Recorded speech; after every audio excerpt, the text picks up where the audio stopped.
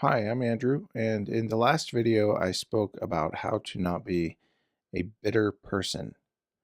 And connected directly to that is the ability to forgive. And so that's what this second video is about, how to forgive. Sometimes it's very easy to forgive, other times it seems impossible. And even at times, we may not want to forgive because if you forgive, you lose power. You lose the ability to hold something over somebody's head. Or you may be so angry and resentful that you feel like you don't need to, you're justified, um, or that you just feel like you absolutely cannot forgive. Now, what's unfortunate about any of those situations is you are doing more damage to yourself than you may feel you are doing to the other person, with exception to maybe holding it over somebody's head. Now, any of those situations you don't want to be involved in. It will it's a toxic power because you don't have, as we discussed in the prior video, it's not your place to pass judgment in feeling justified that they need to be punished. Now, clearly, there is some repentance that needs to go on in the case of the person who maybe, eh, other than offended. If you're offended by somebody, that's something that you choose to do. Some people are quite offensive, but at the end of the day, it's upon you to decide to be offended. Some people want to be offended. That's another form of getting power. And so I want to talk about ways that can make it easier for you to forgive easily, freely, and to just get those toxic feelings out of your life, out of your mind, and put you in a position where you feel peace and calm, and that you'll be able to either build or rebuild a relationship. And in some instances, if you forgive somebody, you still may not want them a part of your life, which is understandable, especially in the situations of maybe repeat offenders. And there I use that word again, offender, offend. So we'll cover all of these things. Now, I want to point out, if you remember being a child, uh, I know some people actually don't, but if you can remember back to being a child, or if you have children around you, you will notice how quickly and how easily children can forgive.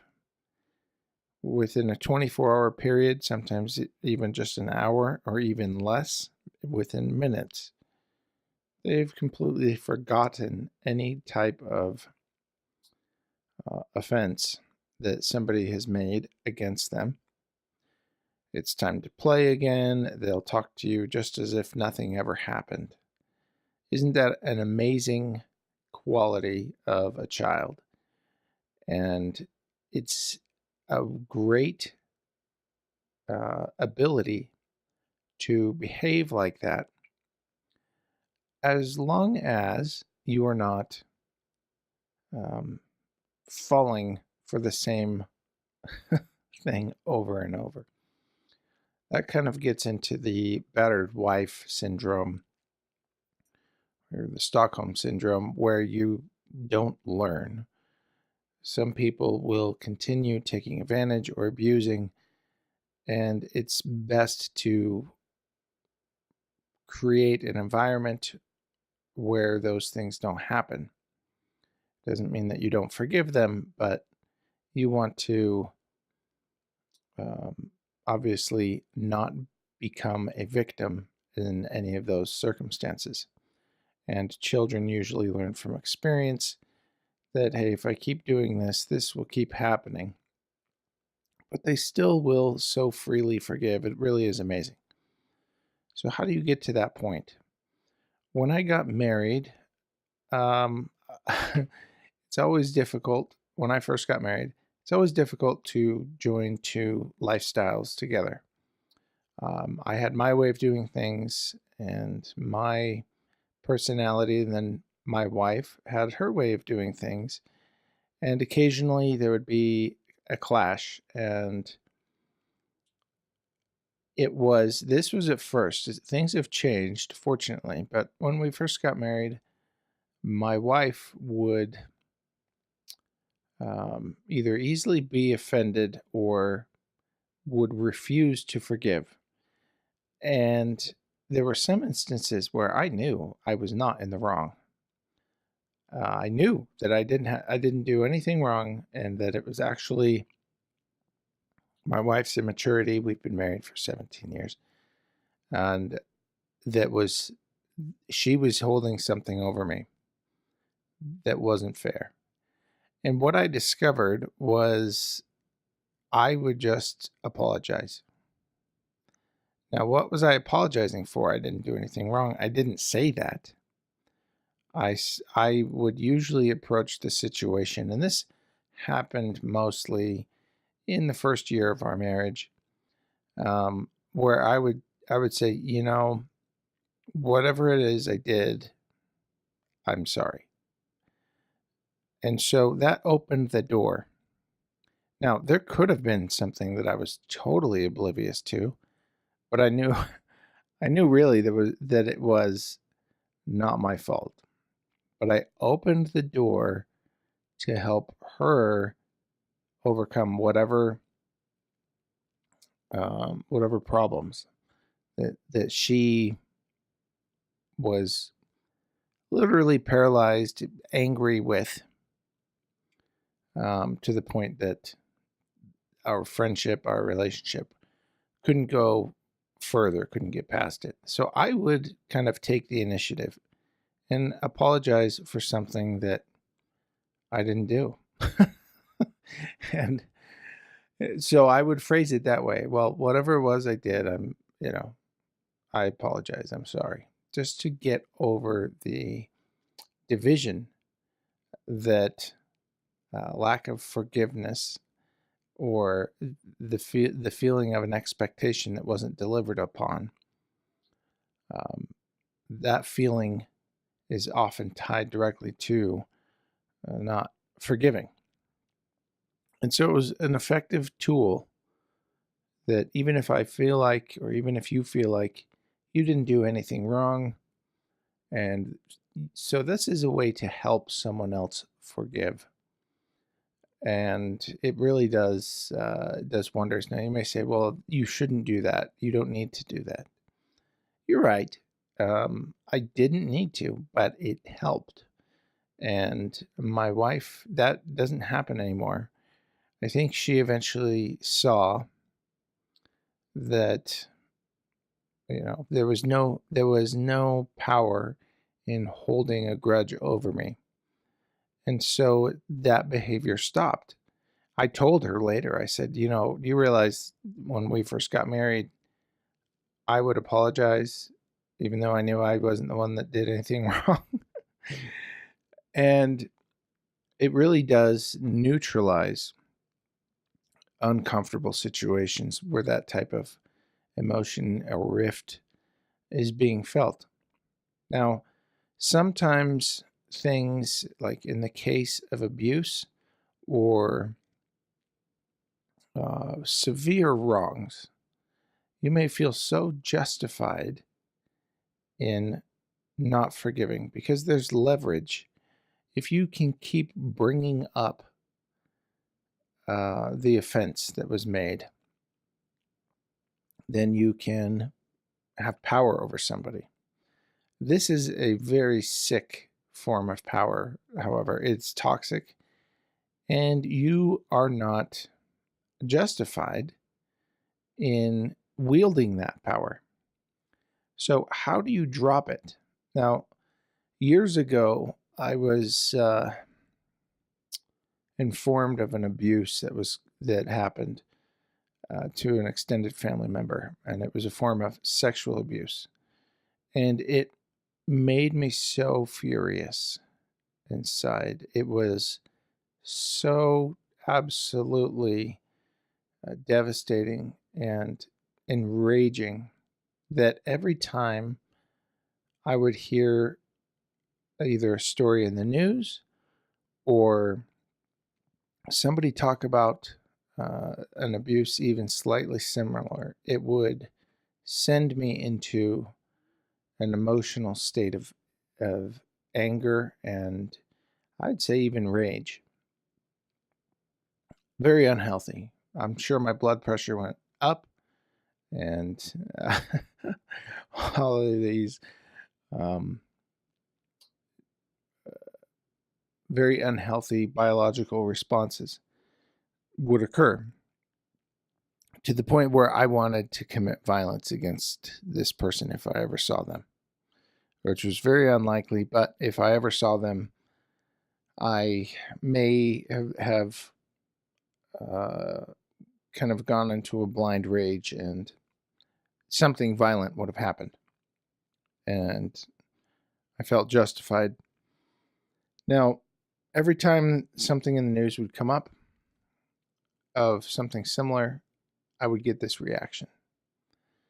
And I knew it wasn't good. I knew it wasn't right, even though I felt justified. But I knew it was making me sick.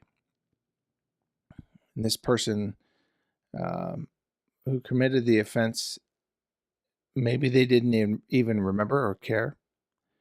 But every time it came up and anything, it would make me sick. I didn't even have anything to do with it. I just knew the victim. So what I ended up doing is, and it got to a point where there was a news story that was so close to what happened that it really heightened all of my anger to the point where I felt like I needed to act. And that was a bad path to go down, clearly. When I say to act out violently, to go finally take care of an unpunished event.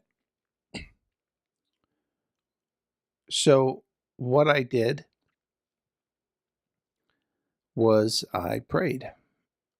And this was probably the most vocal and persistent type of prayer that I think I've ever offered. Fortunately, at the time, I was the only one at home. And I was on my knees just pleading with God, take it. God, please take it. I don't want it. I don't want the feeling of power. I don't want the anger, the rage. Please, God, just take this from me. And that was the first time for years I had known about this event that had happened. And this was the first time that I turned to God with such fervor and sincere pleading that I really didn't want any feeling of I couldn't stand being provoked emotionally every time I heard of a story that was similar. And I knew that any action on my part would not be right. And so I had to plead with God to take it. And quite miraculously, he did. It was lifted. Now, it doesn't mean that I forgot about what happened, but I'm not emotionally provoked. And that is a miracle, and it is a sign that I'm over it. Now, it doesn't mean that we talked about trust in the last video, trusting people. And I do. I don't well, I don't trust very many people. Um, and in this situation, there's no reason to trust. There's no reason to trust that the offender learned their lesson. And this was one of the types of situations where it's kind of a how do you prove it, and age and statute of limitations. So maybe you're listening to this and saying, well, you should go to legal enforcement. That's been taken care of. But the the psychological impact is something that the legal system does not take care of. And what's interesting is the victim, once they finally broke their silence about it, they were able to get over it. They kind of felt like it was their fault.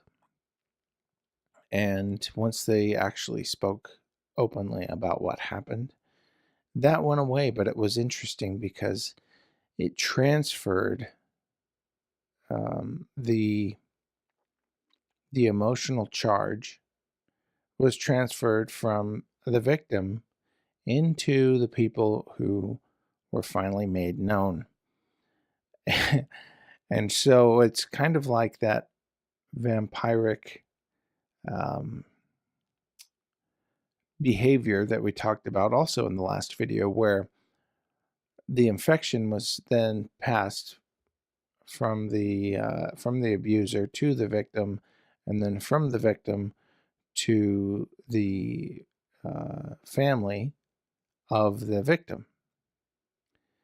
And this also happened with the friend of mine who was shot in the head in an attempted murder.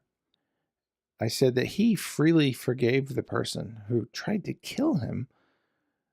However, the family and extended family of that person, of that friend of mine, could not forgive, which is just amazing. If you think about, here the actual victim has forgiven and moved on, and now it's affecting people that it didn't actually happen to. And so there is an emotional process that you need to go through, but the quicker you go through it, the faster you go through it, and the sooner you realize that the leverage that you think you may have over somebody is actually doing more damage to yourself.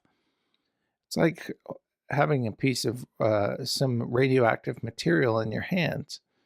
The longer you hold on to it, the sooner it is going to, the more damage it will do.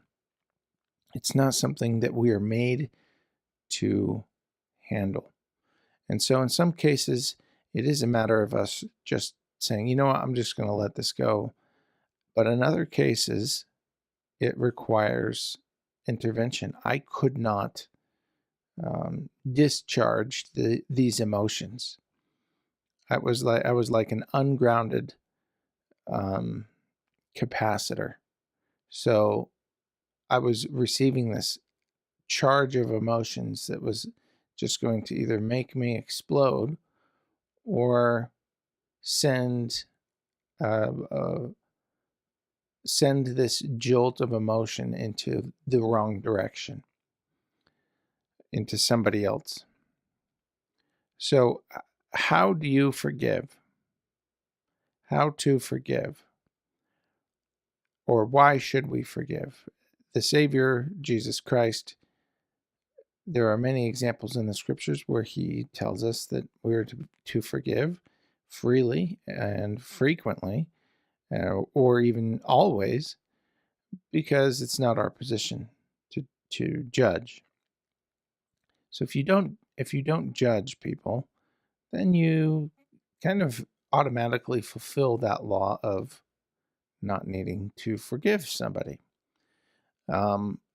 So that's kind of a short circuit way of just jumping, a shortcut of jumping into realm where you're already immediately obeying that commandment by just not judging people, and you don't need to worry about forgiving them. But I know that there are instances where you find it hard to forgive.